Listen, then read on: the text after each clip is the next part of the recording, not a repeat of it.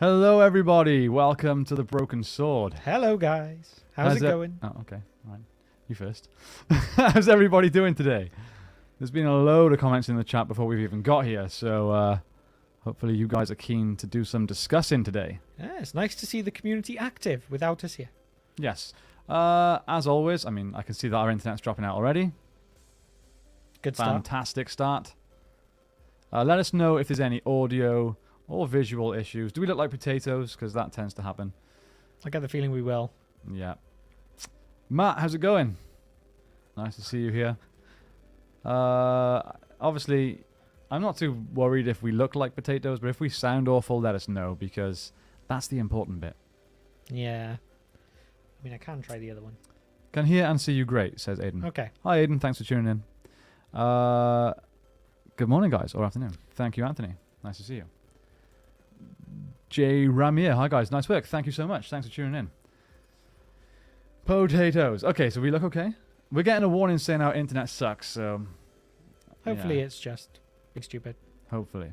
All right, so as I guess you've probably worked out from the title of today's video, today's stream, the objective, I suppose, of today's chat is to kind of have a discussion with you guys and try and figure out what the showrunners, what the writers could have done with the Rings of Power. Yep, and we're giving this advice for free. Yes, we are. After all the... little pixelated. Yeah, after all the money they were paid for this show, we'll show how to... Rings of Power on a budget. Yeah. We're not going to basically write our own second age script. We will do that at some point, our own second age show. Yeah. What we are going to do today is kind of try and get an idea of how we would have taken their characters and their storylines and where we would have taken them, if that makes sense. Yeah. So using what they give us and creating the ideal outcome from that. Yep. Hello, Yep. Pixelated says. So I'm guessing we still don't look great. This is a nightmare. Like, we're literally plugged in via an Ethernet cable.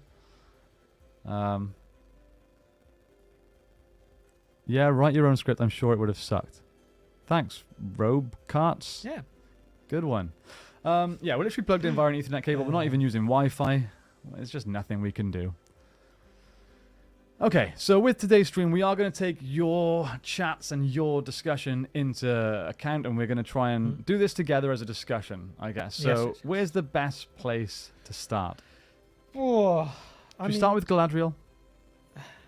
Yeah. Okay. I mean, Yeah, why not? Okay. Let's start with her then. she's one of the key characters in the show, and what isn't the rewrite? Okay. Anyway, we'll start with Galadriel because she's one of the main characters. She's one of the biggest complaints most people had about this. Yep. So, where could we have gone that would have been better than what we got? Yeah. I know this sounds like such a nitpicky thing, but for one, I would have just started by giving her some lifts and issues. Yeah. Outside of the character stuff, I would have made her taller. As much as that may seem picky, and I know some people say that we have almost been a bit petty with the way that we've gone after some aspects, but Galadriel is supposed to be tall, and it's such a little thing. I mean, you have Harfoots and giants or strangers in the show. There's no reason Galadriel can't be a bit taller. So that's just a little thing, but that is somewhere that I'd start with. I agree. It looked a bit strange seeing her next to like Theo and stuff, and even Theo, who's one of the younger characters of the cast, was basically dwarfing her. Yeah. Yeah, she should be like 6 foot. Yes. Elegant and floaty and Yeah. majestic. Yeah, that I agree with that. Matt's put a comment here that I think's pretty much summed it up. Less impulsive, more consistent. Yes.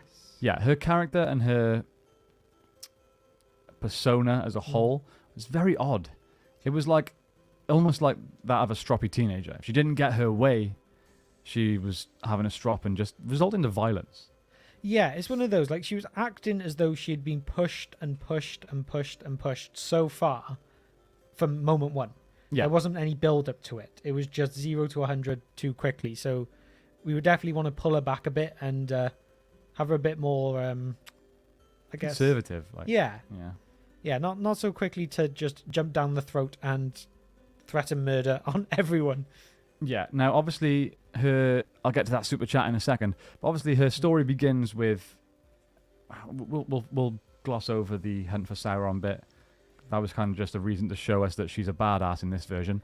But after that, she's sent to Valinor and jumps ship, which from the very beginning, so like, okay, this is a Galadriel that's still thousands of years old, still should be extremely wise, but is making the decision to swim hundreds of miles back to Middle Earth. I mean, well, I suppose actually, okay, and I will admit in this video we're probably going to be jumping back and forth a bit because one decision is going to affect another one, and we're going to be a bit everywhere. But hopefully, we'll remember it all enough to conclude at the end. Yeah. But okay, then the decision about sending her to Valinor before we even get to the idea of her swimming. Realistically, well, I would say I would want to get rid of that. Yeah. Or if we were to keep it as an idea, then make her decide not to go before boarding the ship. For me, it would be a case of... I would rather it not be there, but it just depends on how much we want to deviate from... Well, we know that Gil-galad shouldn't have had the power to send someone to Valinor anyway, so let's just scrap that instantly. Okay. So let's say that for a story plot point, we need to get Galadriel to Numenor. Okay. That's basically why that happens, right? Mm-hmm.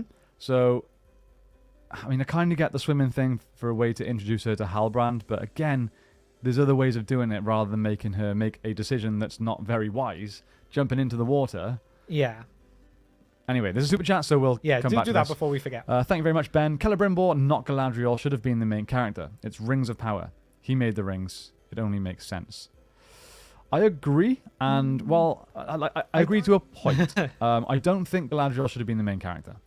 That's very important. Like, I think it was a poor choice.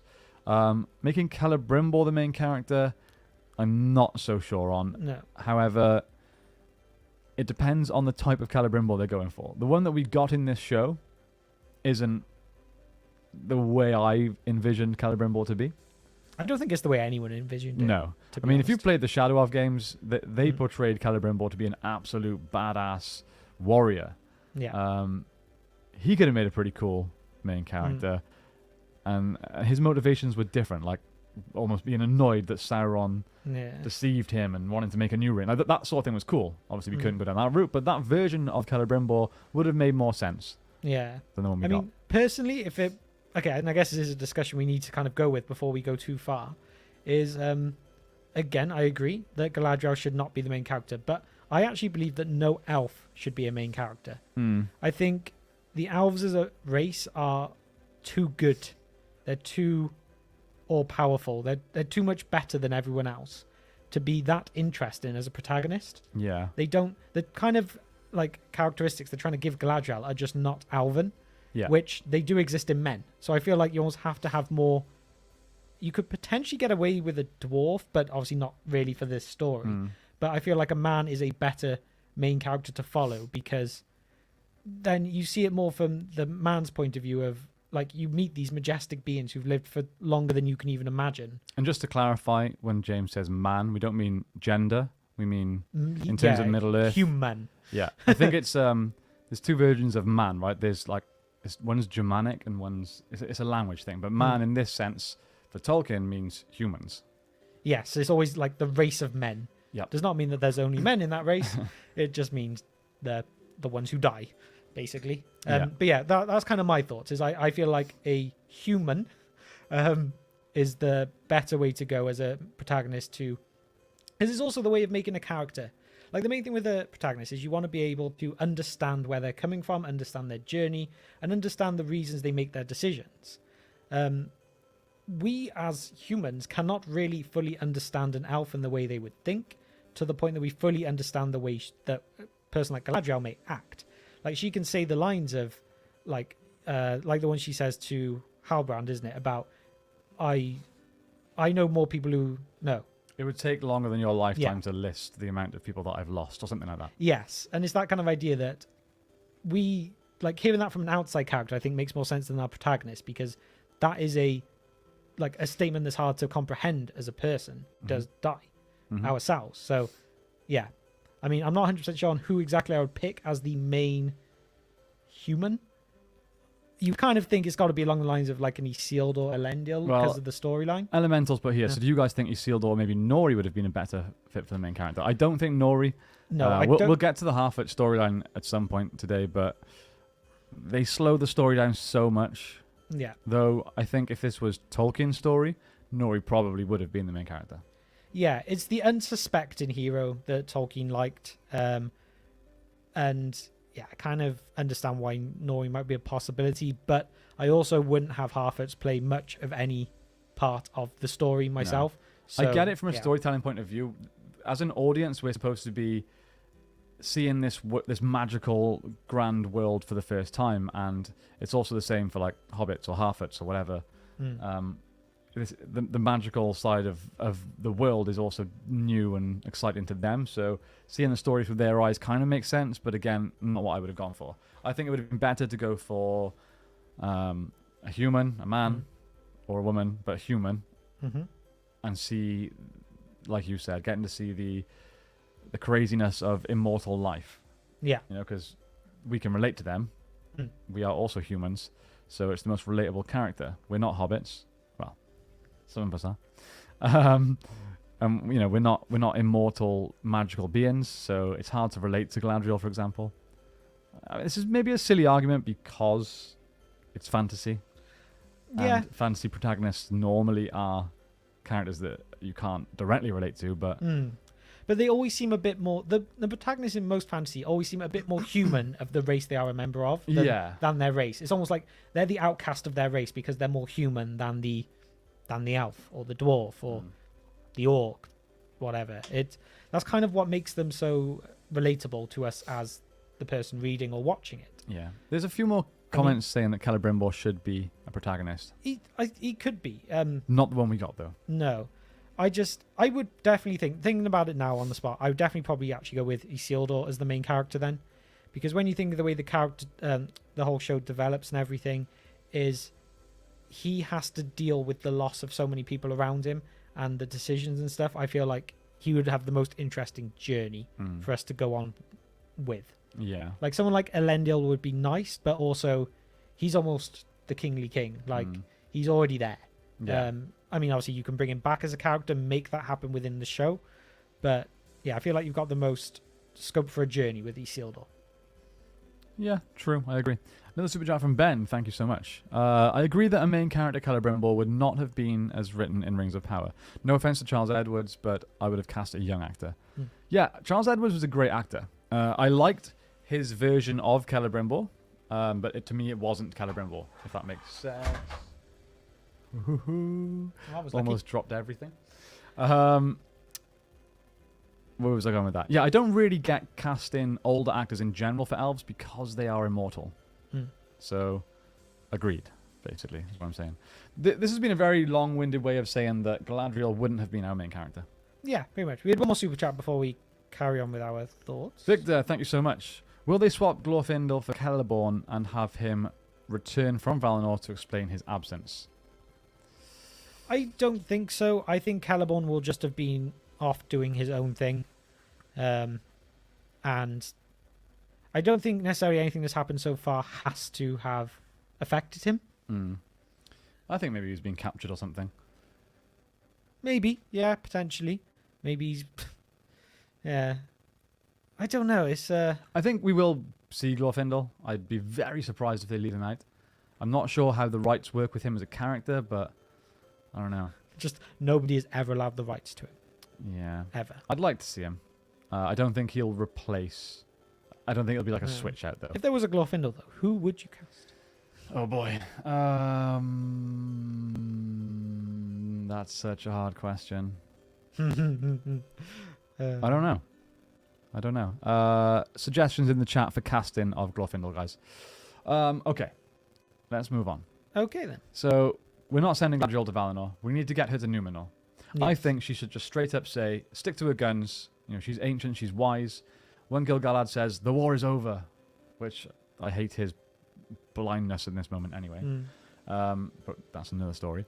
I think she should be like, no thank you, I'm not going to Valinor. You do you. I'm going to stick to my guns and I want to search for Sauron. Okay. So I think her attitude, she'd obviously know about Numenor. I think her attitude would be more on the lines of, if my own people won't help me, I'll go to the next best thing, the Numenorians. Yes, the ones who were our allies in the past, Mm-hmm. and will fight alongside. Well, okay, then the one issue we may have to tackle then is obviously timeline before we go too far. Compressed timeline or no compressed timeline? I understand the compressed timeline, personally. From a storytelling point of view, having characters that are immortal, having characters that are mortal, doing that over, a story that lasts 1,000 years, just doesn't work because half of them will die. Yeah, I fully agree with that. I think it makes a lot more sense. It leaves us, again, if we would change it to our protagonist being a human, again, it makes a lot more sense. Yeah. Okay, so that's where we go with Galadriel. She basically is stubborn. She says, nope, I'm going to go to the Numenorians. They will help me if you will not. Yep. And yeah, maybe there's a bit more of a Elrond, Galadriel like relationship thing there where it's kind of said between them. It's like, maybe, well, she asks him or whatever way around it goes is like, like your brother's people, like, are they still our allies? Like, because we could still have the whole thing where they've stopped elves going to their land for a while. And maybe they don't fully understand, and to be honest, they might, as they're elves and they're mortals, they just kind of don't care, in a way.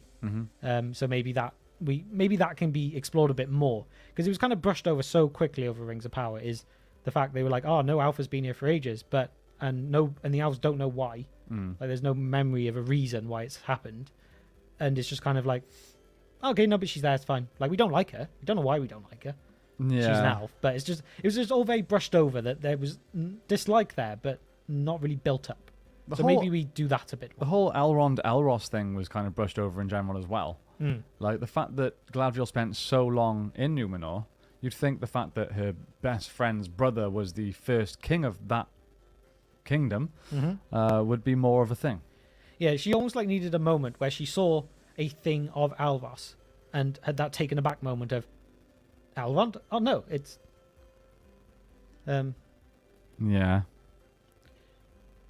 Yeah, but it's one of those. So like, yeah, I feel like something about that should have been a bit more explored. Yeah. Ruby's asked, where are the blue wizards? Where are a lot of people?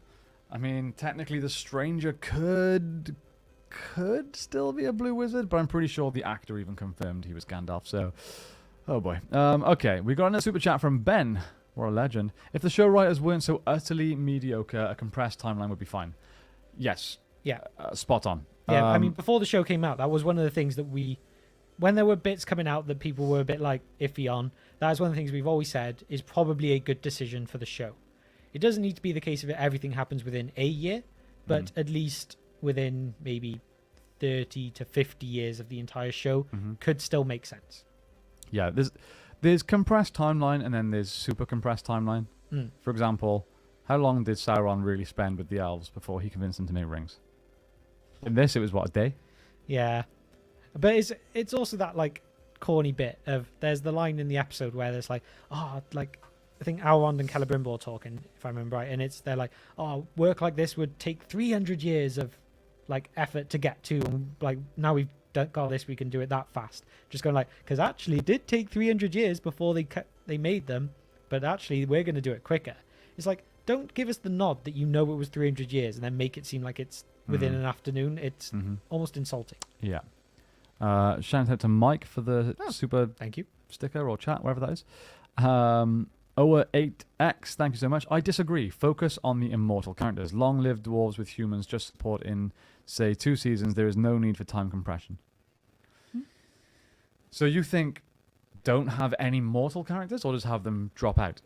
Yeah, I think basically saying that they just come and go within the seasons. I guess that would help you kind of understand more the characteristic of these elves live through generations and generations, almost within the blink of an eye. It would be really funny if that was how they found out that Halbrand was Sauron. Because we just skipped forward 1,500 years and he's still alive, and they're like, wait a minute, dude, aren't you human? He's like, no, I die and reincarnate. Yeah. Right? You've heard of the Durans? We've had like 50 of those in the past week.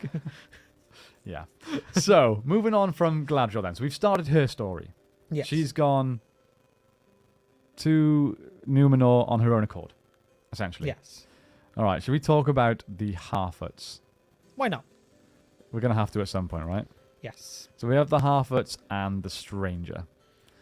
Now, we all know that the only interesting part of this story is the Stranger. Mm-hmm. Some people like the Harfoots. I started off liking them, but I think it's because I was so worried about them that they were a pleasant surprise, if that makes sense. They weren't as bad as I was expecting. Yeah.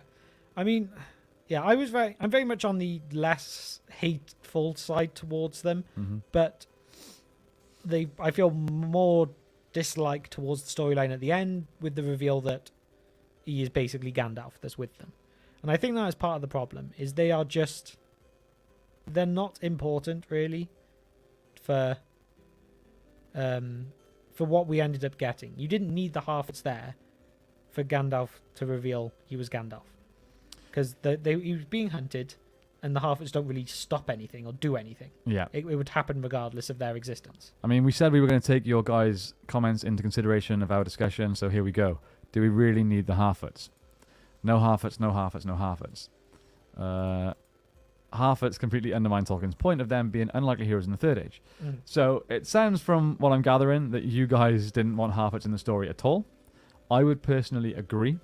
If we get a little, scene of them in one episode to introduce the Stranger, I'm okay with that. They're just like, it's almost like a little Easter egg. Like, oh, they're Harfoots. It's sort of like hobbits. Like, there's the shot where the meteor's going over episode 1, I assume. Yeah. And you get that Easter egg of Ents. Like, you Mhm. see Yeah, the Ent, yeah, like the child Ent hug the mother Ent or whatever exactly they're doing. You could have almost said that kind of thing, of like a hint of these little people hiding and seeing this thing. And then that would have been it. Because we didn't get Ents again. No. We looked like we were going to get Ents from the trailers. We had Arondir in his Ent tree-looking armor. Yeah. Nothing of Ents. So it probably could work in the same way with them as if you wanted to. But again, don't even feel it was necessary. I agree. They were only really there to kind of help the Stranger storyline along, and that's pretty much it. Mm-hmm. Tim asks, first of all, thank you for the super chat. Could Círdan have been the main character? I feel like he's not active enough Yeah. to be the main character. Yeah. He's a bit too passive. I agree. Oh, nothing? Lucas, thank you so much. I wish the Stranger was a blue wizard simply because we've had such little material involving them, even if that requires deviation from source. 100% agree. They're the only ones, book-wise, canon-wise, lore-wise, that it possibly could have, should have been. Yeah. The Stranger's identity, I mean. So the fact that they are telling us that the Stranger is Gandalf is the only, or, it is law-breaking, whereas blue wizards, you could argue, is not law-breaking. The only law-breaking aspect of that would be there's just one of him. Yeah. And they arrive by meteor, not boat. Yeah. Yeah. So I feel like, well, I mean, okay, technically he could still be a blue wizard. It's all but confirmed, but not officially confirmed. I mean, I read an interview with the actor, I forget his name, but he said him and the actress that played Nori, they read the script together for the final episode, and he was almost in tears when he found out he was Gandalf. So, yeah. That pretty much sums it up. It does. But yeah, okay, if we're talking about that then, I wouldn't have a Meteor Man. I don't think. I get the idea of, like, introducing something like that. It's just something new that's going to try and keep us guessing. Yeah, but I don't think I would go as extreme as a wizard with a meteor. I agree. Need something say less interesting, but not as extreme as that. I agree, and if I was going to introduce a new character, for me it would be someone evil. Like those mystics, the cultists, Yes. those 3 women. I would have maybe introduced them as the mysterious new character. Yeah, because the way that the Rings of Power went, the only reason they were there was to give an opposition to Gandalf. Yes. Or the Stranger. Yeah, because they didn't need to appear by meteor. They could have come from the east kind of thing. There's so much of the land to the east that nobody knows anything about apart from that they're supposed to be evil, as they say, as a very generalized statement. But it's that kind of idea that, yeah, we don't have to see them land from the stars. Like, even if they want to stick with some of these stars are strange moments, like something's not quite right. Like, I can get on board with that kind of thing. But yeah, I don't feel he needs to fall from the sky. Agreed.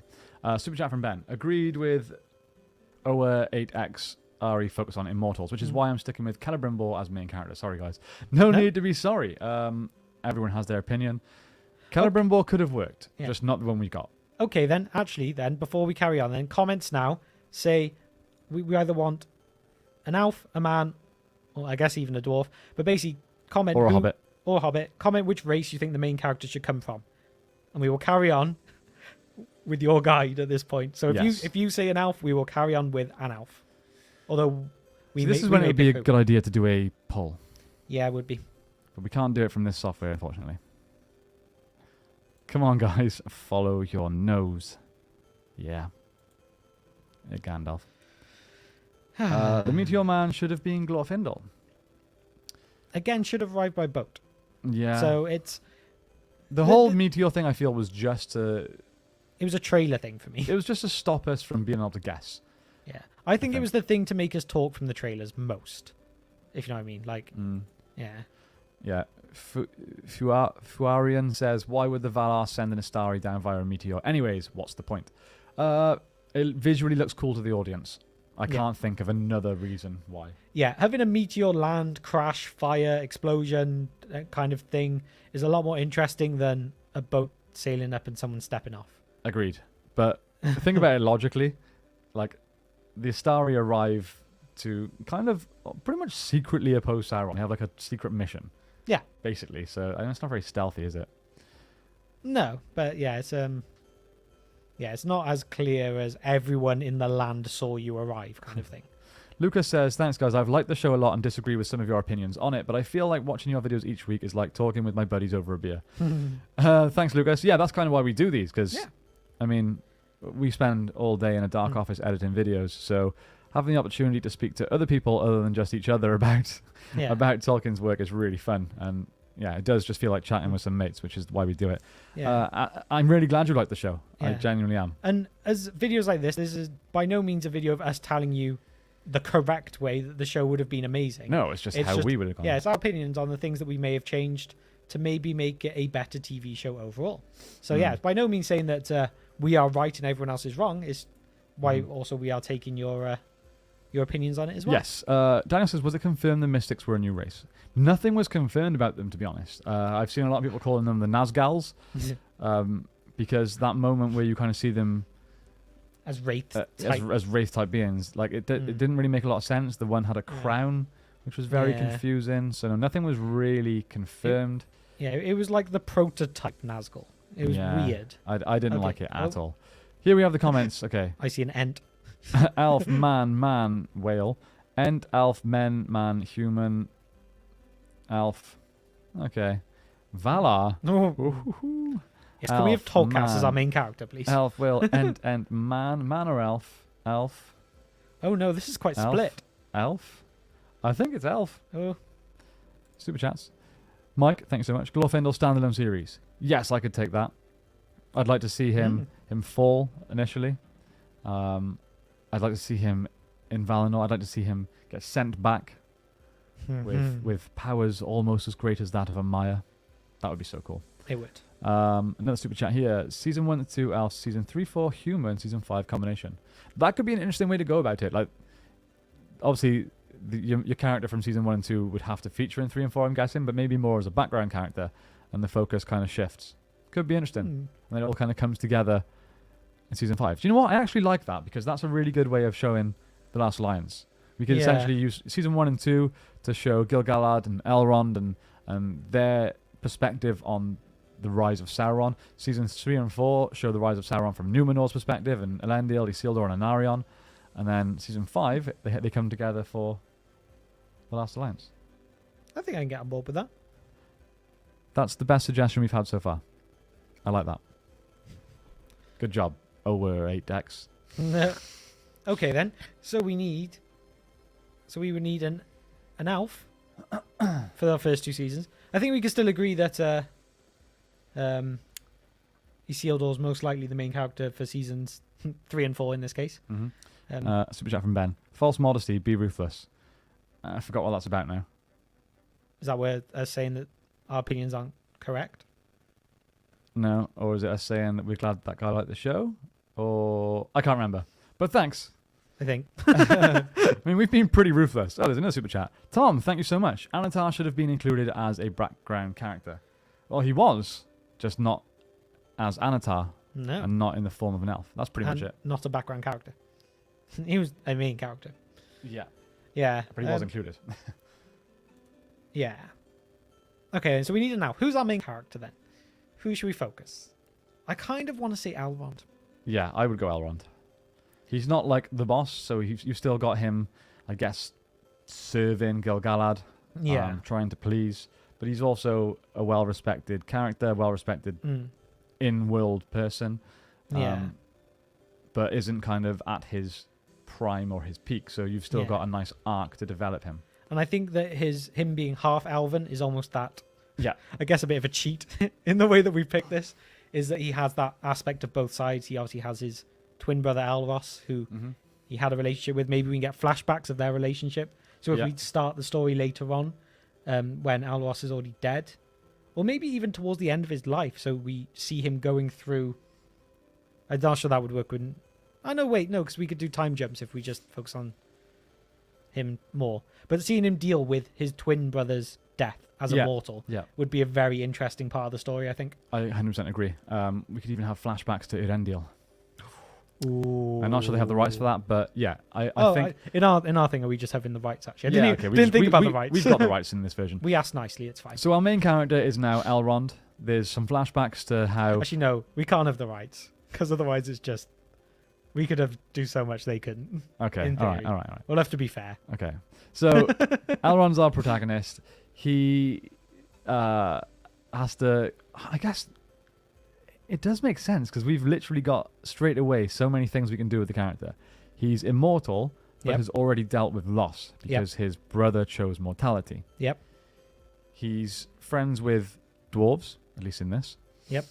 He is good friends with Galadriel, or technically would be son-in-law, right?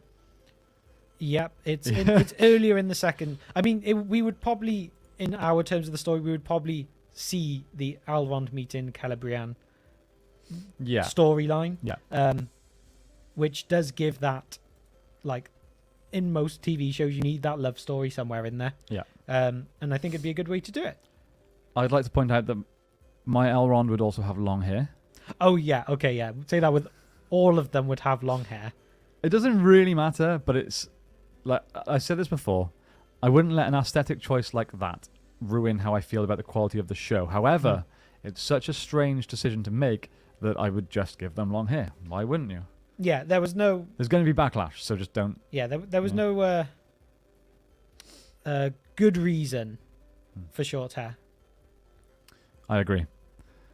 Okay. Oh, we're being modest on our opinions. I don't know. We just like to take everybody's thoughts into consideration. So a lot of people are saying they agree with Elrond. Okay, so here we go. The story. Elrond is our protagonist. Mm-hmm. He has dealt with loss, immortality, mortality. Mm-hmm. He's not quite number one. So there's development space, I guess you could say. Yep. The issue I've got with what they did with Elrond is he had no purpose of his own. No, he didn't really affect a lot. No, he was going from... He was the go-between between Galadriel and Gil-galad, then the go-between between Gil-galad and Celebrimbor, then the go-between for Celebrimbor and Durin.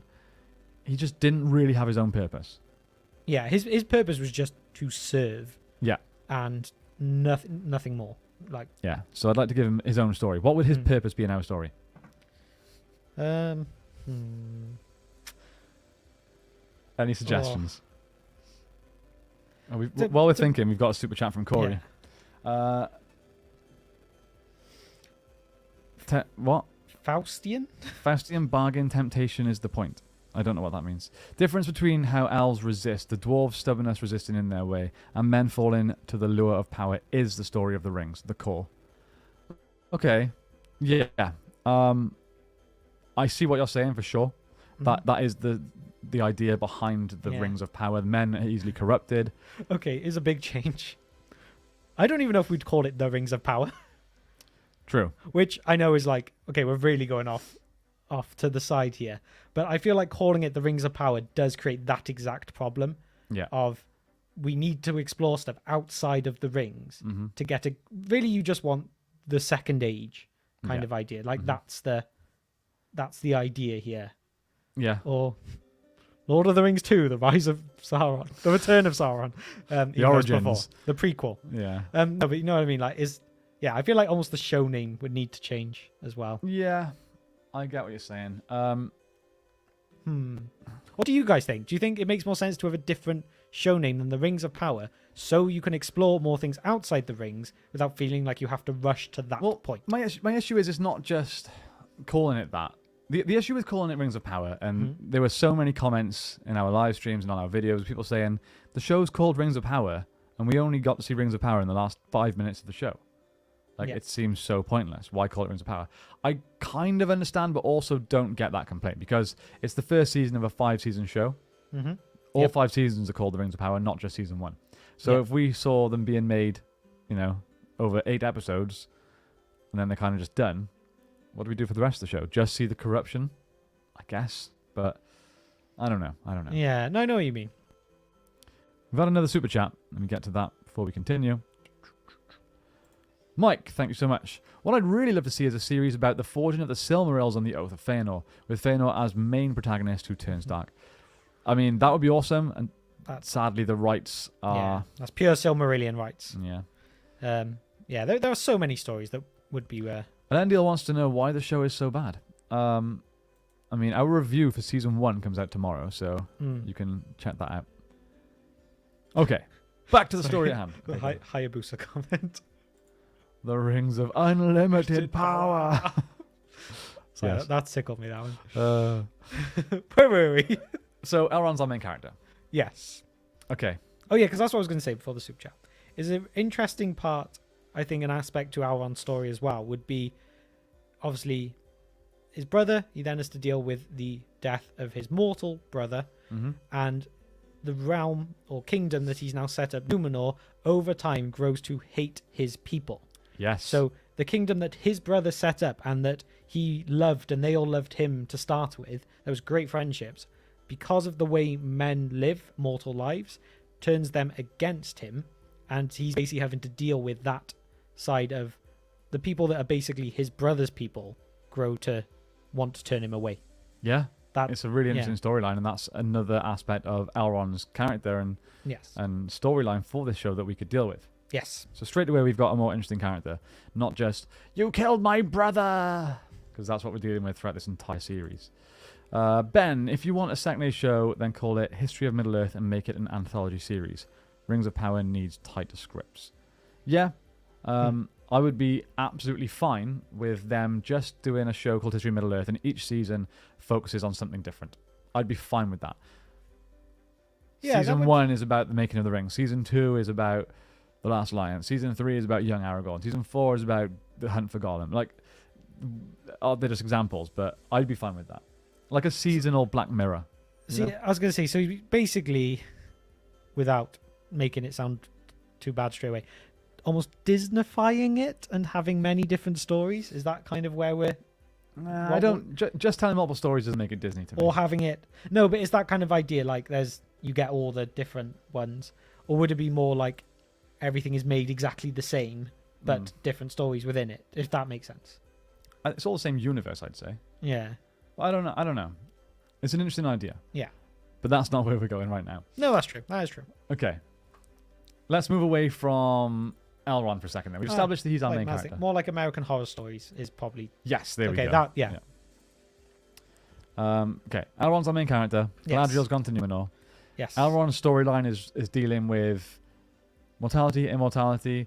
The kingdom that his brother founded, Numenor, has grown to resent the elves. Yeah. The race that he is a part of. I suppose it could be that one of the overarching stories then for Elrond in maybe season 1 is the rebuilding of relationships. He wants to rebuild relationships with men, and he wants to rebuild relationships with the dwarves. So in a similar way, partly what the Rings of Power did, but we'll make it better. That kind of thing. Like, so, hang on. Honestly, Disneyfying it is probably better than Amazonfying it. Amazon fine. At this point, I would... yeah, it's hard to disagree with that. Normally, I would have been like, no, I never want Tolkien's work in the hands of Disney. But You know I just what? I hate what Amazon have done with it. They should just Broken Swordify it. Yes, Broken Swordify it. John says, I arrived precisely when I meant to. Not to derail, but have you guys watched Andor yet? It's fantastic. Very refreshing after Rings of Power. Glad you're here, John. But also, no, I have not. No. I'll get to it at some point. I just didn't fancy it for some reason. No, it's one of those shows, though. Same as with House of the Dragon, that I'll just want to watch all at once. Like, I want the ability to watch all at once, not have to wait week by week. Yeah. Where on earth were we? Okay. Yes. Let's throw a curveball here. Would we include Adar? Yes. The idea of the twisted firstborn, I absolutely loved, and I think it is one of the things that did go right with the show. Maybe not how they've ended it with him and kind of what they may do with him, but I feel like as a character, as an idea, I love it. I mean, he's undoubtedly going to be a part of season 2. Yes. Sauron says at the end of season 1 about fighting with his enemy. There's clearly some beef there that's not quite finished. I hope it's a good beef and not like a one episode and Sauron comes back, stabs him, it's done. yeah. It's Like, you stab me, I stab you. Dead. Yeah. Done. Well done. Yeah, so I would definitely want to include him. And I think it's a good way to have an antagonist, who isn't Sauron to begin with. Like, the kind of the way the Rings of Power have hinted to do it more, but with making it like that idea. Because then I love that idea of almost elf versus elf, because the elves are known to be so good. Seeing the twisted and corrupted ones is just such an unexplored area, and I think it's one of those areas that gives you a good license to do something that hasn't been explored loads. Gives you a bit more freedom, but also you can't really go too far away from what Tolkien's thoughts would be either, if that makes sense.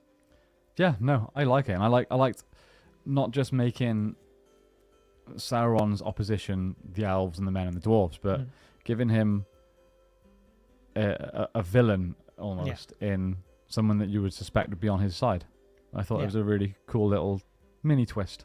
Yeah, like, I'd like to see more evilness in all races in a way, because that is the thing that's said about the War of the Last Alliance, where I'm pretty sure it's War of the Last Alliance. I'm not mixing it with a different war. That they say on that day, basically members of every race fought on both sides, or every like type of creature and stuff fought on both sides except for the elves. The elves were the only ones to only be on the side of good, so there were evil dwarves and stuff. It's kind of hinted at. So I love the idea of exploring more of that. So even if the twisted elf doesn't get all the way to the War of the Last Alliance, I think as an early thing and seeing more corruption inside the races could be a very interesting part of a potential show. Yes. How do we feel about Adar essentially creating Mordor rather than Sauron doing it? Well, technically, that old guy technically created it. Yes. I don't feel Waldreg good the about Great. it. Yeah, I don't feel great about it. I was really looking forward to seeing Sauron use some like black speech and dark magic to cause the volcanoes to erupt, and like stuff like that would have been so cool. But yeah, I don't know. Yeah, I almost feel like as well, like it needed to be something that wasn't done like literally with the turn of a key. It needed to be built up almost like something else was happening elsewhere, and something else was happening elsewhere, and Sauron was almost in the background doing this, almost having to let his enemies kill his other enemies while he made something bigger happen. Like that kind of idea. Super chat from Ben. Scrap the Southlands plot completely. It only exists to get Erodra interrupted. Sorry if that means Adar has to go. Like the actor though. I like the idea of the Southlands. So do I. I just think it was executed not as well as it should have been. Like, Arondir was cool, having an elf looking over an area that was known for worshipping Morgoth is cool. It's a good idea. Having a twisted elf try and find a home for the orcs that he feels sorry for. Like, it's just, it works. Yeah. But having it result in the creation of Mordor was a shame. I know this is like a completely random offshoot at this point, but say we were to have Adar. How would you want him to die? Because I got an idea in my head. I think I would like Sauron to see. has to kill him. Is this in the actual show now, or is this in our show? Either. Okay. It depends if he's the same sort of character in our show, then Yeah, I think Sauron has to kill him. Yeah, I think in the show, Sauron will have to kill him. But in our show, now, Mm-hmm. I like the idea of an orc killing him in the sense of he's so determined that these orcs are redeemable, that they have hearts, they have souls. Yeah. And I kind of want him to be proven wrong. I don't want there to be redeemable orcs. I want orcs to be evil. And I feel like it's almost his loving elf nature betrays him. Mm-hmm. And in the end of the day, the orcs, there's just an orc that in the end realizes that there's a chance of power if they kill him. And it's kind of that idea. Interesting. Would you want redeemable orcs? No, not at all. More nitpicking, zero brains, like every Rage Against Rings of Power podcast.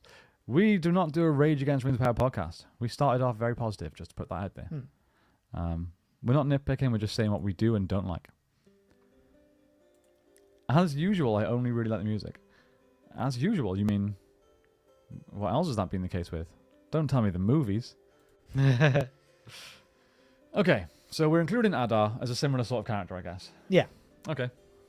I think so. Maybe. So, who else then? What storyline are we on to next? Okay. Okay, well, we may as well discuss a bit more than the Southlands. So, do we have your Arondir type? I like him. Do we have an Alvin watchtower?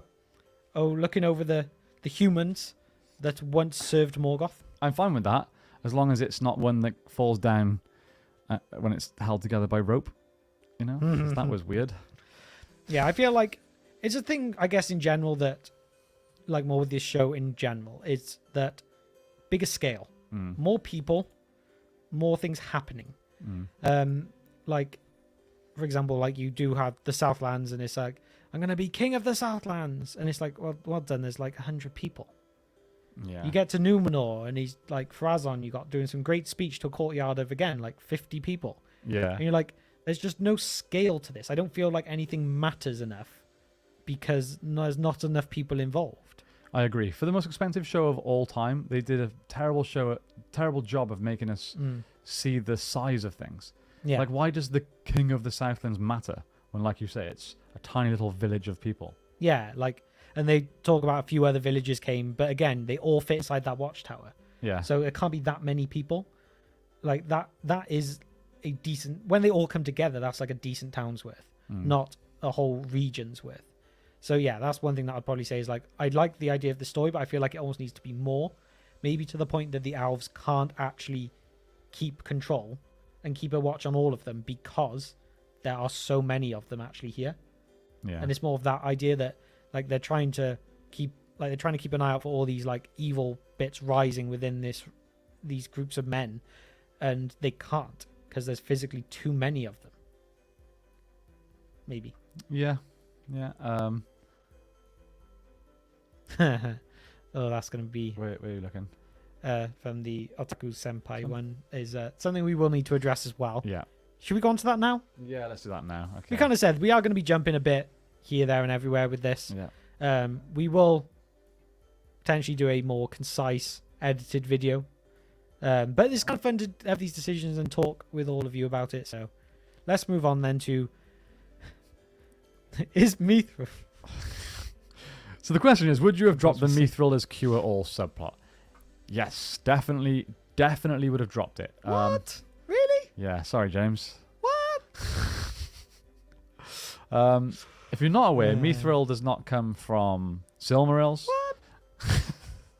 And it's also, it doesn't cure elves of Fading, I guess is what they're getting at. It's just... Okay, there was something that potentially could work. Not so much to do with this exactly, but I maybe like the idea that the elves feel like they're starting to fade a bit. Yeah, that's fine, Like, because that's that, kind of their thing. Yeah, that's what's happened by the end of the Third Age, is that there's no magic left in Middle-earth and they leave. Like, maybe this is the beginning of that feeling of the magic is leaving and we don't feel quite the same. Now, not in terms of, like, Silmaril bathing, whatever it is. I don't, but, like, yeah, maybe I like the idea that's part of, like, the Elven, why their decisions are made and so on, is there is this feeling that something's just not the same with them that it once was. Yeah. Yeah, sorry, back to the... Yeah. So yeah, that comes down to no, we wouldn't use Mithril as a cure-all thing. Crazy. How would we use... While we're on Mithril then. Also, Jake's buzzing to make a live stream. Jake, we are Hey. buzzing that you are here. Buzzing.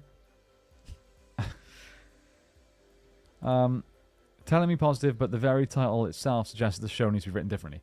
That's because it does need to be written differently, at least in our opinions. Again, Yeah. all this stuff is very personal. If you like the show, then that's awesome. As people who have spent most of our lives loving Tolkien's work, we were very disappointed with it. And I think either opinion's absolutely fine. Yeah. It doesn't need to be an argument. It can be a I mean, discussion. There's definitely a lot of people out there who enjoyed the show. There It's is. fine. It's no problem.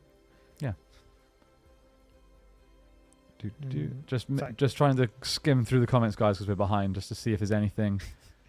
Hayabusa's comment again. Loved when Aaron said, "It's Mithril time." Oh, we have a super chat. I've noticed that, and this is not a hint, guys. The blue ones don't show up for us. Oh yeah. We only see them if we scroll. Yeah. That's weird. Connor Davis, thank you for the super chat. I'm so confused why they made the 3 rings first. As are we, my friend. I mean, As are we. like, to me, it's, and I'm not just hating on the show and stuff when I say this, but it almost feels like they know the poem, the saying, and they just went, "Oh, so that's the order." Because they say the 3 rings for the owls, is the first thing said. They just go, "Okay, they come first." It's just like, Yeah. it's almost like you don't know it enough. You just read it quickly and gone, "Okay, that's what that is." Yeah, that's literally how it feels. Like, it's just one of the.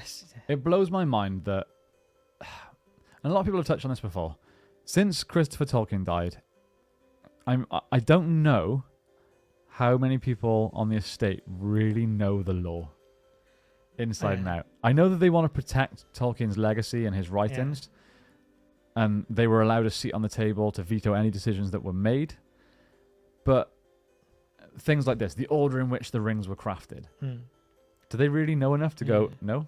Do you know what I mean? Like, it sounds ridiculous, but I genuinely wonder. I don't think we'll ever find anyone who knows it as well as Christopher Tolkien did anymore.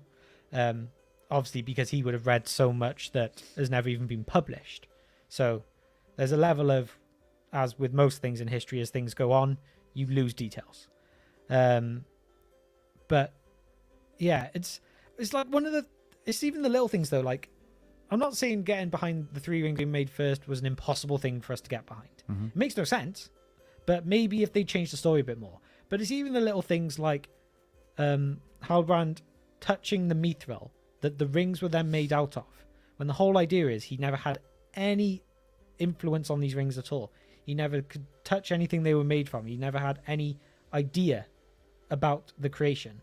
And the only thing that he knew, he knew they were making rings. The idea was they were going to make 2 rings. So how does that then being 3 prevent him corrupting it in the way that he had hoped anyway? It makes no sense. It just doesn't make sense. The whole point is they were supposed to be done in private and separate. So the fact that he's also been touching the materials that go into it is just wrong. Yeah, and just for this person that's kicking off about us being negative, I'm just watching from the start trying to figure out where they are positive, like stated. I'm not saying we were positive in this video. I'm saying when the show first started, we were defenders of the show and we're trying to back it, and we're staying as positive as possible because, of course, we wanted to like the show. Why wouldn't we? But as the show went on, the cracks appeared and we had to be honest. So that's all I'm getting at. Okay, the comment below that, highlight that one a minute, from Viking Metal Industries, because this is an interesting topic, really. Did you guys hear that the Tolkien estate refused to sell Amazon the rights to use the Silmarillion as source material? I think that's why most of the plot points are so off base. And it is something that kind of makes me curious, is that if they had just been given blanket, you got the rights to it all, would it have made a better show? Did the Tolkien estate kind of shoot themselves in the foot by being so restrictive on what they could make, when realistically they were going to make the show regardless? I mean, I don't understand why they wouldn't give them the rights to it when it's a show representing their product and their material anyway. That much money. And for that much money. It's a weird one, isn't it? It's the weird thing about it is they didn't have the rights to Silmarillion, yet they were allowed to reference certain things. They referenced Morgoth and Aule, and yeah. I think Varda was mentioned at one point maybe. But then there's also points like Thanos' hammer. yeah, but then they mention like Yavanna, but they don't mention a name. They just talk about the Valar who looks over living things. Yeah. Kind of idea. So you're like, well, so you don't have the rights to that name, but the others, and it just there's no consistency in it. Again, like there's not much consistency in a lot of their script. But not the point. It's a weird one. Yeah. Super chat, sorry. Sean Murphy, thank you so much. Writing fiction is easy. Writing good fiction is hard. Why do people reject even the possibility that Rings of Power is not well made? I guess when people want to like something, they want to like it. And we were very similar when it came out. We wanted to like this so much that we just overlooked some things. And obviously, we only saw the first 2 episodes to start with. And at that point, you're kind of like, well, they're building a world. They're setting things up. We didn't realize that it would become so disappointing. It's like if the grand story had been great, but Gil Galad had sent Galadriel to Valinor, that could have been forgiven. Because it's just one of those like, okay, they kind of needed to get us somewhere, but the rest of it all makes sense with. But it's when it's a bad decision after bad decision after bad decision, they all stack up, and you look back and you go, well, actually, this hasn't worked. Like we've always said in all of our videos from the beginning, we were positive in the sense that we knew that they could potentially turn decisions made into good story points. But sadly, they didn't convict any of these. And that's kind of the problem, is you can set things up, but if there's no payoff at the end of it, then it does become weak. And realistically, at least I guess in our opinion then, it's not well made because they aren't rounding off a story point well. And it's all just like plot contrivances, like making things happen because of last minute saves and those kind of things as well. It's just lazy. Yeah. Barter says, I'm a Tolkien fan as well, but I simply do not understand why the show has to be 1,000% exactly like in the books. I mean, who cares that they made the elf rings first? Seriously. Okay. Fair point. However, we have never said that things have to be exactly like they are in the books. At the end of the day, our favourite movies of all time, for both myself and James, is the Peter Jackson trilogy. Peter Jackson made massive, massive changes from the books, yet we love them. It works well for the adaptation from page to screen. You have to change things. We get that. The issue we have with Rings of Power is not that they've changed things. Again, that's fine. We would change things too if we were making it. The issue is they seem to be changing things for no reason. I'll give you some examples. King Durin and Prince Durin. Why are they the same person? Why are they both Durin? Why can't it just be Prince Durin and his dad, the king? Yeah. The whole point in the source material for that character of Durin is a character that's reincarnated, a being that's reincarnated into another great dwarf. So that tells me they don't understand the source material. It's not even that, because Elrond even hints that his grandfather was Durin as well. Yeah. Basically saying there's 3 Durins. So it's like, even if 2 of them managed to come after each other, you could maybe go, okay. But then you're not. They are saying that Durin gets named Durin after the Durin before and the Durin before, like a family name, not a legendary, like, father of the dwarf's name. Yeah, and your example, who cared if they made the elf rings first? I mean, I don't care, but why? That's what I need to see. They seem to be doing things, and we're like, oh, that doesn't make much sense. Oh, there'll be a payoff later, and then there's not. That's our issue, not the fact that they're changing things. Let's not get that confused. Another super chat. Oh, that's a tough one. Ish fucking me. I'm sorry, I'm not. Rings of Power sucked. However, so far I'm not convinced y'all can write a better show either. Sorry. Love your content though. Hey, we're not trying to write a better show. We're just trying to discuss. Let's trying to go where we would go with each storyline while discussing it with you guys to try and come up with something. At least, I don't know if I'm saying better, but yeah, better. Are we getting Glorfindel in this story, or what? Are we getting Glorfindel, or is his story going to be Celebron's story? I hope we get both. Yeah, I mean, it'd be a shame not to get both, really.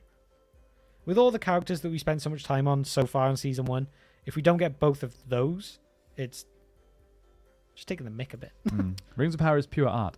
Visually, I would agree with that comment. Yeah. It looked fantastic. Oh, yeah. It's the only issues we have with the show is the writing. It's very poor. And you don't have to look further than who the writers are to get that. They spent 10 years pitching scripts that were just constantly turned down. Mm. They've done nothing. Why would you pick the most expensive TV show of all time and pick non-proven writers? Yeah, like I get you can find a diamond in the rough, but it's a hell of a project to risk that on. I know. It's And crazy. also, I think one of the things that stood out for me was that article from a couple of weeks back now, when they basically said along the lines of J.J. Abrams rung up the Amazon executives to basically get them the job. And that is the words from the showrunners themselves. That's not someone else's words in their mouth kind of thing. And that's quite alarming that you basically had to call in a favor to Yeah. get there. This is the kind of thing that you should earn, not be given just because you know someone. Yeah. Admittedly, No, I I know agree. that's how a lot of business works, is who you know, not what you know, but Yep. it's a shame. It certainly is. Maggie DeForest, thank you so much for the super chat. I think the nuance given to the villains is very 2022 and has given them the relatability that Tolkien never would have. I know it's longer form, but still. I totally get what you're saying. I don't think... Like, in Tolkien's world, there was a lot of black and white. It was very good and evil. There were characters that kind of lived in a grey area, like Saruman, for example. He kind of lives in a grey area because he's just serving himself. He's not serving the bad guy or the good guy. But his actions are evil. Whereas Adar, for example, they're trying to make him relatable. I'm just looking out for my children. Yeah. You know? I mean, it is one of those things, like, obviously there's a way of going too far with it, but Sauron genuinely did feel like he was trying to heal Middle-earth after the War of Wrath. He wanted to bring it back to a way of... But a way that was seen in his eyes, like his order. So although it's not good, it's not necessarily as black and white as just going Sauron was fully evil. It's that he had a way things would run and the way he wanted to rule, not like it would be a dictatorship, so it wouldn't be like nice, but almost in the deepest place there was almost a good intention there. But that doesn't mean that it's I mean, it's what makes the character so interesting, really. Yeah. Interesting comment here from Swell Mountain. Why are you guys picking False Pet stuff that was included from episode 1? You've backed this so heavily until now. Seem to have changed your tune. My friend, you clearly have not watched many of our videos. We were pretty positive after episodes 1 and 2. Like I said earlier, mainly due to the fact that we were giving them a bit of slack, hoping that it was just world building and that they were going somewhere. Pretty much since then, it's all been downhill. And we've just been honest from the start. At the start, we were optimistic. Then we were like, ooh. Now we're a bit cautious. Then we were a bit negative. And we just ended up being extremely disappointed. So, no, we have changed our tune, but we've been honest throughout, I guess. Yeah, we've just... For months. Our views have changed with the more information we've been given, as most things should go. And it's a shame that so many people from the start, before even seeing the show, were hating on it and refused to have even given it the time of day to change their opinion, and vice versa. Those that have been... There's many out there that have been so positive about it that they refuse to see the negatives. All we've done is been honest, which we feel like when we have a channel with a relatively sizable Tolkien following, I feel like it's our responsibility to be honest. If we were just saying, we want to stick in Amazon's good books and just report all positives, then that would be lying to you guys. And vice versa. If we were just trying to get, on the side of the Tolkien purists and saying it's the worst show in the world, then we would just be lying. All we've done is say what we like and what we don't like. I think that's the fairest way to go. I think we had another super chat somewhere then. Did we? Yes. Zim Raffle? Love the channel. If the rings stop the elves from dying, how are the elves of Greenwood still alive? Is this a plot hole in future seasons?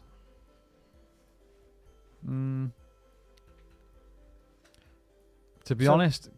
Go on. So, sorry, I mean, are you on about in the show now or just in general? Because they don't... So if we talk about the writings, they obviously don't stop people dying. They just enhance all areas that the owners kind of live in. And it's what makes the likes of Lorien and all like as beautiful and powerful a place as it is. Yeah, I don't think it creates a plot hole as such, because I guess I don't know. Maybe I guess if that's the way they're going in the show, it does make it a bit more strange that elves can live elsewhere if these lot need these rings. Unless it's some kind of like all powerful. If you're an elf, you feel the effects no matter where you are. Yeah, I think maybe it does make a plot hole. Unless they went, we need 30 rings for all the leaders of all the... Or whatever. You know, I don't know. It doesn't make a lot of sense how 3 people wearing rings saves an entire race. Does that make any sense to you? No. No. I hadn't really thought about it in that Great way. point. Yeah. Nate says, do you guys think people would be more picky about the lore changes if the trilogy was made today? 100%. Yeah. Yeah, the internet has been such a great and awful thing. Yeah, but it's... I think if it was released today, people would go nuts over some of the decisions he made. But because we can see the whole trilogy as it is now, like we have said, by the end of season 5, Rings of Power might become one of the greatest shows ever made. They have more seasons to bring it back. But with The Lord of the Rings, we know the entire trilogy works so well as the trilogy, it could be forgiven. Yeah. I'm going to bring this comment up. Guys, I feel like I have to comment negatively to be read or noticed by you guys. Not at all. We probably catch about 5% of comments. It's not on purpose. Yeah, so. It's generally, like we've always said, we have to focus on any super chats, which generally means we will skip stuff in the middle because we don't have time to go through every single comment. Sadly, I'd love it if we did. Yeah, super chats are highlighted to us, so everything else just goes like this. So yeah, we're not missing anybody on purpose. Jack says, you guys have been great at covering both pros and cons about the show in your own experience. Always host great live streams for discussion about the episode. Greatly appreciate the hard work. Thank now, you that very wasn't much. a negative comment, see? Highlighted that one. Thank you very much, Jack. Really appreciate that. Again, we just feel like it's our responsibility to be honest, and we try our best to do so. How have we been live for over an hour? What? I feel like we just sat down. Can't bring it back. Lore is too far broken. I disagree. I know. I always think that we really have missed the trick by not having a broken sword behind us. Yeah. But I could never in my life bring myself to break one of these. If anybody wants to send us a broken sword, if any of you have got like a sword that you accidentally broke one day and you're going to throw it out, send it to us. We need to actually buy the shards of Narsil, not the reforged. Sorry, my mind just completely like went blank then. You were going. Someone said it's too far gone. Too far. Oh yeah, no, I don't think it's too far gone. It's definitely.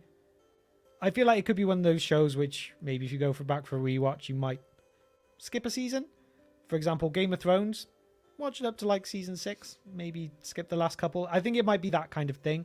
But I don't think it means that the rest of the show cannot be good. Although, I will add on to that. If they keep the same team, I'm not exactly in high hopes. Yeah, true. Guys, first live show for me of yours. Loving your content. Regarding Galadriel, agree post-watching Lord of the Rings, I agree she had to be taller. In a lot of writings, she is warrior-esque and matures during the Second Age. Well, first of all, welcome to our live stream. Hope you're having a nice time. Hello there. Yes, she should be taller. And yeah, I hear a lot of people saying if we criticize this version of Galadriel, we don't understand her character. Tolkien described her to be Amazonian in nature, and that's fine. That's great. I'm really glad that she's such a badass in this show. I'm just not glad that she's got the attitude of a teenager. A grumpy one at that.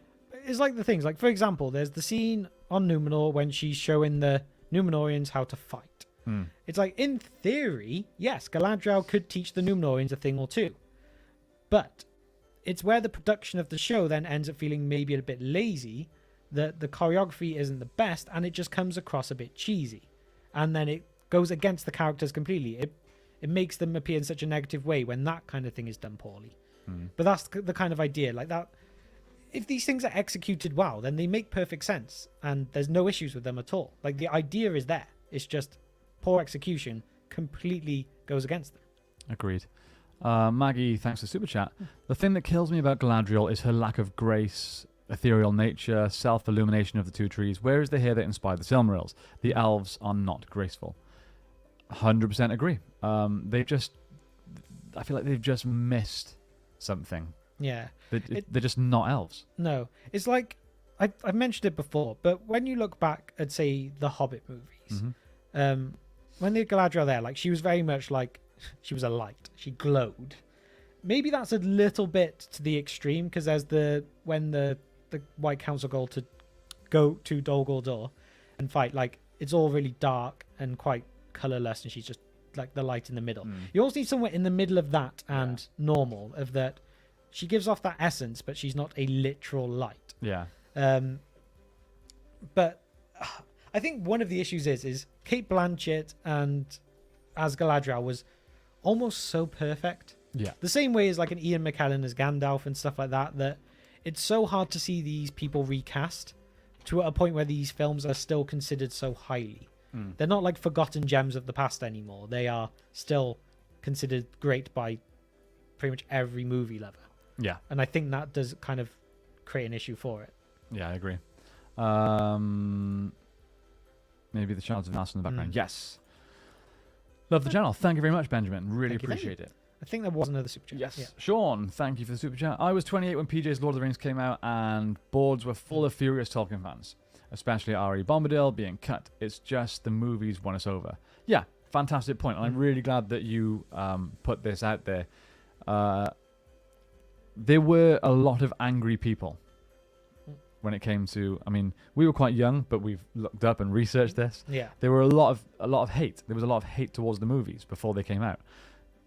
But they were fantastic movies and really won us over. Rings of Power had a lot of hate going into it. And after seeing the show, all I would say is a portion of the hate at least was justified, which is sad. It certainly didn't win us over. I think no matter how much people were angry in the lead up, if they had produced something great, people would have forgiven it. Right? Yeah. I mean, we've now been on here for 1 hour and 11 minutes, and we haven't actually retold the Second Age story. And we do have to go in a minute. Yeah.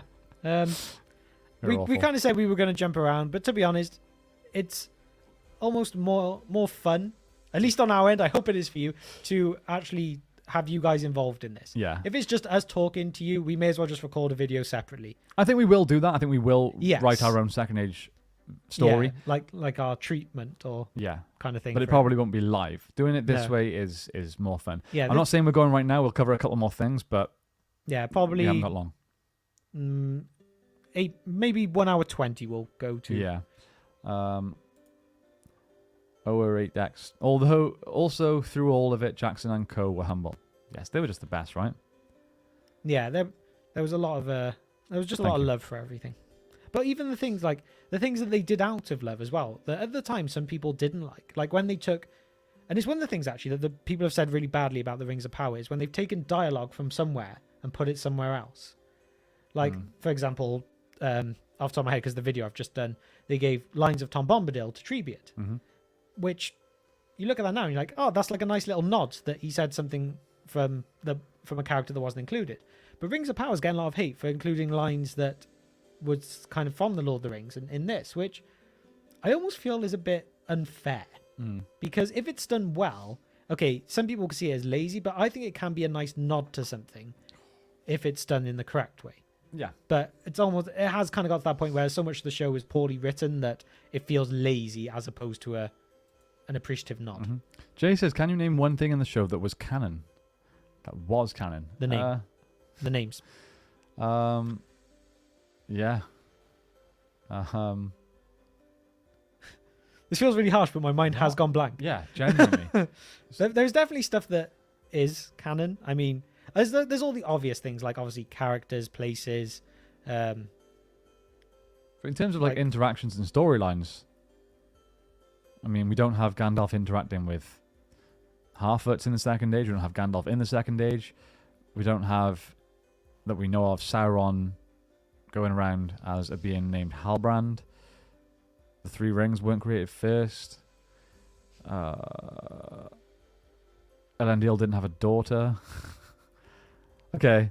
They mention Isildur and Anarion. They're both... No, that's just characters. Yeah. Yeah, there's not a lot that was canon. Wow. Thanks for that comment. William Patrick just popped in to say hi. Can't make it today. Thanks for popping in. And thank you for the super chat. It's very kind of you. Barter says, are these streams scheduled? First one, and I'm loving it. Yeah, we tend to stream live every Wednesday at about 3 o'clock British Standard Time. Yeah, we've been getting more regular with these, with the Rings of Power show, doing our after-party reactions, and then something to do with the subjects of that week on the Wednesday, where now we're just going to try and get, I think, a consistent Wednesday stream. Which now we're not doing Friday ones. We can probably schedule a bit more in advance to give you all a bit more warning. But yeah, we'll try and pick a topic each week. Yeah. Yeah, we'll have some lore, like actual book discussions too. Yeah, but about 3 o'clock on a Wednesday, UK time. Yeah, we'd love it if you could join us. Ben asks, question for Jake. Do the sardines taste better in Sardinia?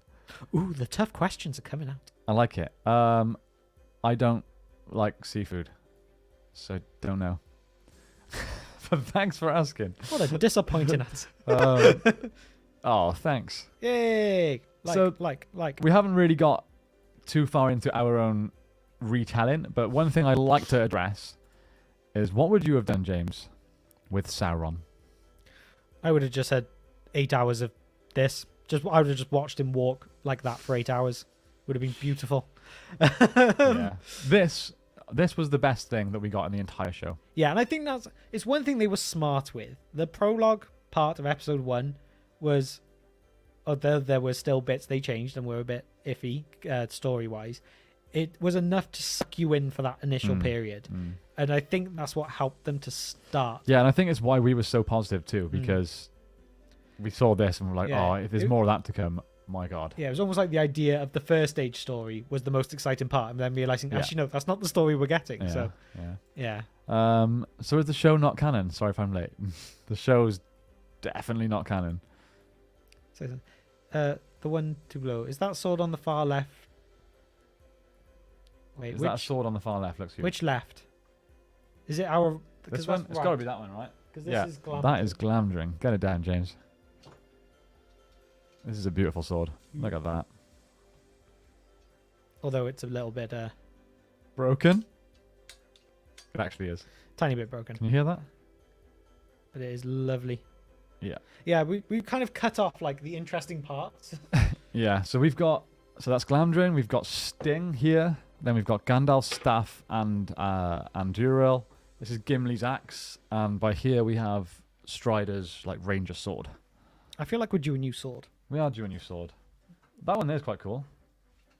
So this is one that was actually based on one of Tolkien's sketches, which was kindly gifted to us from a good friend, Tom. Now, I haven't looked too much into this, but if you can see the carvings on the scabbard here, this is supposed to represent the mountains. This is supposed to represent, I think, is it Dale? And that is supposed to represent Smaug. So that's like a Battle of Five Armies type thing. This is just some cool pattern. And then I think you can Google it somewhere. There is actually a picture of Tolkien's sketch of this sword, of this hilt, which is very cool. Yeah, we love our swords. Where am I going? Super chat. Where was it? There it is. Ben, don't like seafood. I would have said I love you guys if I did. I would have said I love you guys if I didn't think you would ban me for flattery. Now I guess I'll just ban myself. Well, you can love us all you want. Yeah, Matt asked why the broken sword sign is not on the wall. It just won't. Like, we love this. We need. Like, how cool is this? I mean, there might be a bit of OCD in it, but it needs to be symmetrical behind us. So we almost need a second one of something to make it go up. Because otherwise, it just doesn't work. If you haven't seen this before, like, it's just one of the coolest things we've ever been sent. Yeah. This was made by Nat1 Videos. We always tend to shout out Nat1 at some point. But definitely go and check out Nat1 Videos. Does some really cool builds. I think there might have even been a video on his channel from when he made this. But it's like 3D. It's so cool. It looks like stone. But obviously, it's not. But yeah, really, really cool. We'd love to display it somewhere, but we always have it in our office, just not always on camera. Yeah. Yeah, I feel like, we need we need to change the background. We need to freshen things up. Well, we've looked at new offices and stuff many times recently. Yeah, that's true. But no success. Okay, so what I was saying before we go in, what would you do with Sauron in this show? Would he be a character that we follow like Halbrand was? Would he be revealed at the end of the show? Would he be in armor? Would he be as Anatar? How would you do it? I mean, Yeah, I feel like from the way the show itself went, I would have definitely done the in the background as Anatar. Like, that's kind of more the way I see it, as he works quietly, manipulates in the background, not front and center of the entire show, witnessing all these events going on. I kind of feel like it just does a disservice to his character to have done it that way. So, yeah, I feel like more interesting that he's just a character we find out later kind of has been there, but obviously for obvious reasons doesn't make himself doesn't make the likes of Galadriel aware that he is there. Obviously not as Sauron, but just in general. Yeah. Super chat from Andrew here, no question, so thank you very much. Shangang Productions, do you think you'll ever sell Broken Sword merch, t-shirts, etc.? We do, my friend. I think it's in the description down below. We have some available on Teespring. James, and this is not one that we sell, but James is wearing a Broken Sword one right now. I'll bring that up. There you go. See? There we go. It's also got the logo on the sleeve. It's very nice. But yeah, you can pick up some really basic designs on our Teespring. It's just the TBS logo. Yeah, I mean, we've said many times, and we said on streams, we would love to get more merch, but we have had issues with whoever trying to sue us for designs and stuff.